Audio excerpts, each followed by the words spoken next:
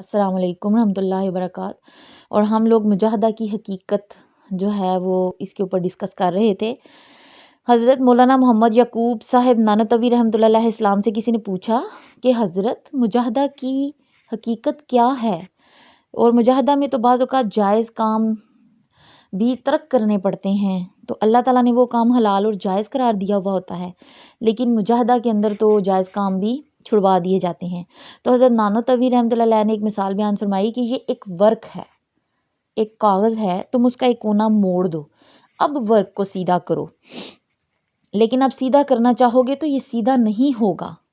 اس کے سیدھا کرنے کا کیا طریقہ ہے؟ یہ ہے کہ اس کو مخالف سمت میں موڑ دو، اب یہ سیدھا ہو جائے گا۔ پھر فرمایا کہ یہ ہمارا نفس گناہوں اور بے اعتدالیوں کی طرف مڑا ہوا ہوتا ہے، اس کو اگر سیدھا کرنے کی کوشش کرو گے تو یہ کبھی بھی سیدھا نہیں ہوگا۔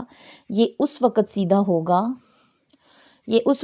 ہوگا جب اس کو تم مخالف سمت میں موڑو گے، یعنی کہ جو چاہتا ہے نا انسان کا نفس، اس کے خلاف کام اس کے ساتھ کیا جائے تو پھر وہ سیدھا ہو جائے گا اور معتدل ہو جائے گا، اور اسی چیز کا نام مجاہدہ ہے۔